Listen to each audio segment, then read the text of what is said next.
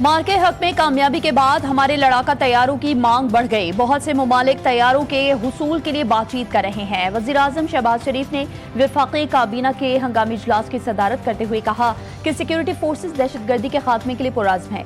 دہشت گردی کا مکمل صفایا کر کے ہی دم لیں گے۔ ورلڈ لبرٹی فائنینشل کے ساتھ مفاہمتی یادداشت پر دستخط خوش آئند ہیں۔ MOU سے ملکی معیشت کو فائدہ ہوگا۔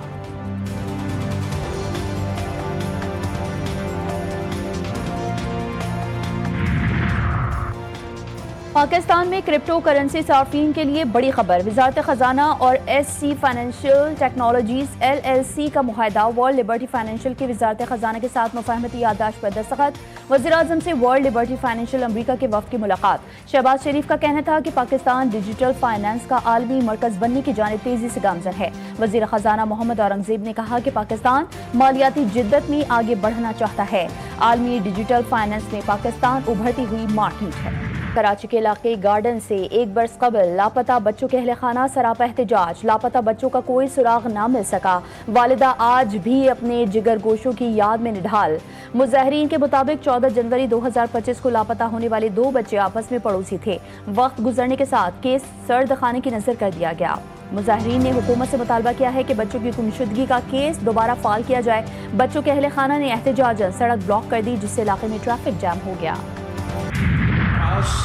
مہم چلایا جاتا ہے آپ کا، نہ صرف تھر پارکر کا بلکہ آپ کا پورا صوبہ کا کردار کشی کیا جاتا ہے کہ کچھ قوتیں چاہتے ہیں کہ وہ آپ کے صوبے کے حقوق پہ ڈاکہ ڈال کے آپ کے صوبے کے اختیار جو ہوتے ہیں یا وسائل جو ہوتے ہیں اس پہ ڈاکہ ڈالا جائے۔ بعض قوتیں سندھ کے حقوق پر ڈاکہ ڈالنا چاہتی ہیں۔ خاص مقصد کے تحت تھر پارکر پورے صوبے پر تنقید کی جاتی ہے۔ کہا جاتا ہے کہ پیپلز پارٹی نے کچھ نہیں کیا، اختیارات اسلام آباد کو دیے جائیں۔ ان قوتوں کو بہترین جواب تھر پارکر ہے۔ چیئرمین پیپلز پارٹی بلاول بھٹو نے کہا کہ ہم نے ثابت کر دیا کہ پیپلز پارٹی تھر پارکر کے عوام سے محبت کرتی ہے۔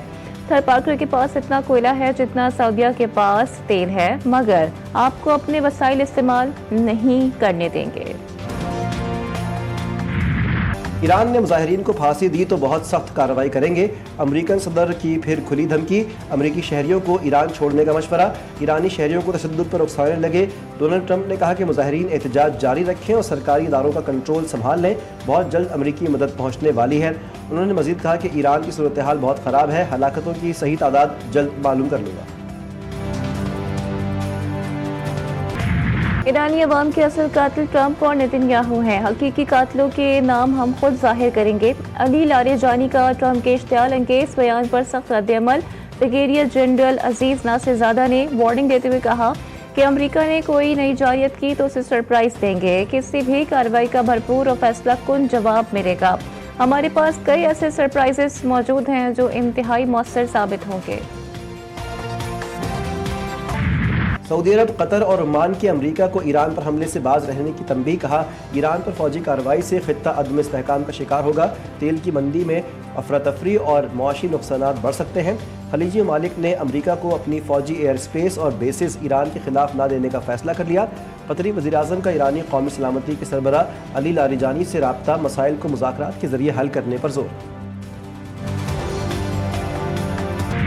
ایران میں پرتشدد مظاہروں کا سلسلہ تھم گیا۔ انٹرنیشنل کالز بحال ہو چکی ہیں۔ انٹرنیٹ سروس اب بھی بند ہے۔ ایلان مسک کی اسٹار لنک ایران میں محدود مفت انٹرنیٹ سروس فراہم کر رہی ہے۔ انسانی حقوق کی تنظیم کے دعوے کے مطابق ایران میں مرنے والوں میں پولیس اور فوج کے اہلکار بھی شامل ہیں۔ امریکہ کی ایران پر فوجی کارروائی کا خدشہ۔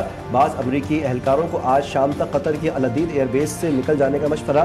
امریکی فوج کی سینٹرل کمانڈ نے العدید ایئر بیس میں نیا کوارڈینیشن سیل بھی قائم کر دیا۔ سیل کا مقصد فضائی اور دفاعی نظام کو مزید مضبوط بنانا ہے۔ قطر میں موجود امریکی سینٹر 17 ملکوں کے نمائندوں پر مشتمل ہے۔ ٹرمپ ایران کی خود مختاری قومی سلامتی کو خطرے میں ڈالنے کے ذمہ دار، سیاسی استحکام اور تشدد کو بھڑکا دے رہے ہیں۔ اقوام متحدہ میں ایران کے سفیر کا سلامتی کونسل کو خط، کہا امریکہ اور اسرائیل کی کارروائیوں سے بے گناہ شہری جاں بحق ہو رہے ہیں۔